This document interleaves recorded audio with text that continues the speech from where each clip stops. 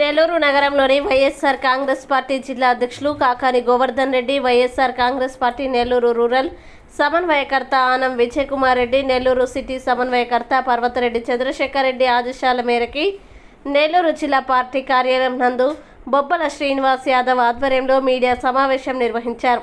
ఈ సందర్భంగా ఆయన మాట్లాడుతూ, భారతదేశంలో రాజ్యాంగం ప్రతి రాష్ట్రానికి రాజ్యాంగంలో పొందుపరిచిన యాంటీ డిఫెక్షన్ బిల్ వర్తిస్తుంది. నెల్లూరు నగరంలో 54 మంది కార్పొరేటర్లు జగన్మోహన్ పార్టీ సింబల్ మీద గెలిచినోళ్లే. కార్పొరేటర్లను రాజీనామా చేయించి మరలా ఎన్నికల్లో నిలబెట్టి టీడీపీ బీఫామ్తో గెలిపించుకోవచ్చు కదా. అయ్యా రూప్ కుమార్ యాదవ్, నీ దౌర్జన్యాలకి, నీ అరుపులకి ఎవరూ భయపడరు.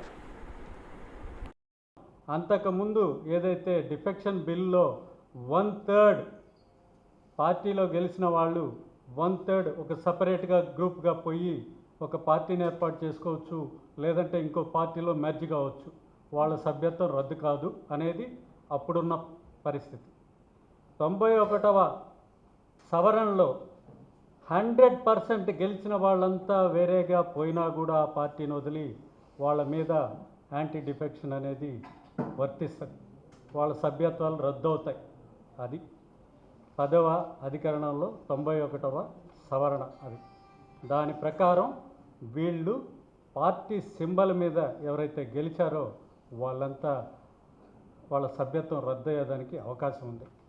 ఆయన చెప్తారు, ఆయన చెప్పింది ఏంటంటే అది పంచాయతీరాజ్ చట్టం, పంచాయతీరాజ్కి సంబంధించిన గజెట్లో నోటిఫికేషన్ ఇచ్చింది, దాని గురించి చెప్తారు ఆయన. ఇది మేము చెప్పింది రాజ్యాంగంలో ఉండే అధికరణం గురించి, రాజ్యాంగంలో ఉండే చట్టం గురించి.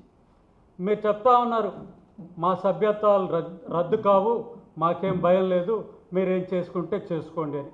సభ్యత్వాలు రద్దు కావు అనుకున్నప్పుడు అర్ధరాత్రి జేసీ గారి దగ్గరకు పోయి మేము ఆ పార్టీకి రాజీనామా చేస్తున్నాం అని చెప్పి మీ కార్పొరేటర్లందరి చేత రాజీనామాలు చేయించాల్సిన అవసరం ఏమొచ్చింది? ఇది అబద్ధమా?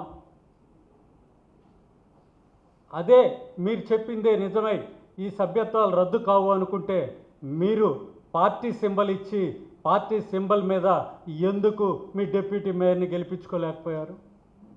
మేము ధైర్యంగా మా పార్టీ బీఫామ్ ఇచ్చాం, మీ పార్టీ బీఫామ్ ఇచ్చారా? ఎందుకు మీరు బీఫామ్ కూడా ఇచ్చి మీ అభ్యర్థి తెలుగుదేశం అభ్యర్థి అని చెప్పుకోలేని పరిస్థితిలో ఆ అభ్యర్థిని గెలిపించుకున్నారు? ఈరోజు మీరు గెలిచిన అభ్యర్థి ఇండిపెండెంట్ అభ్యర్థి, తెలుగుదేశం పార్టీ అభ్యర్థి కాదు. మీరు ఎందుకంటే మీ పక్కన వచ్చిన కార్పొరేటర్లని సముదాయించేదానికి, వాళ్ళ భయాల్ని తొలగించేదానికి, వాళ్ళని మభ్యపెట్టేదానికి మీరు ప్రెస్ మీట్ పెట్టి ఈ విధంగా చెప్పారనేది మాకు అర్థం అవుతూ ఉంది. కాబట్టి మీరు ఇంకోటి ఒకటి చేయొచ్చు. మేము మొన్న జేసీ గారికి లెటర్ ఇచ్చాం, వీళ్ళంతా మా పార్టీ విప్పును ధిక్కరించారు, వీళ్ళ సభ్యత్వాలని రద్దు చేయండి అని చెప్పి మేము పార్టీ లెటర్ ఇచ్చాం. మీరు జేసీ గారి చేత తొందరగా మాకు ఇప్పించండి లెటరు, దానికి ఆన్సర్ ఇప్పించండి. మీరు ఇచ్చిన ప్రకారం ఇది చెల్లదు, మేము సభ్యత్వాలు రద్దు చేయడానికి మాకు వీలు కాదని చెప్పి జేసీ గారి చేత దానికి రిప్లై ఇప్పించండి. మేము కోర్టుకు పోతాం, కోర్టులో కూడా మీరు స్టేకి ప్రయత్నం చేయకండి. మీరు చెప్పేది నిజం అయితే మీరు స్టేకి కూడా ప్రయత్నం చేయకూడదు. జేసీ గారి చేత ఇమ్మీడియట్గా మాకు ఆన్సర్ ఇప్పించండి, ఇది చెల్లుబాటు కాదని. ఇవన్నీ చేయరు. మైకులు ముందు పెట్టుకొని అరుస్తారు, అందరినీ విమర్శిస్తారు, మీకు నోరుందని ఎట్లా పడితే అట్లా మాట్లాడతారు. మీకు ఒకటి చెప్తున్నా, విలువలు అనేవి కొన్ని ఉంటాయి.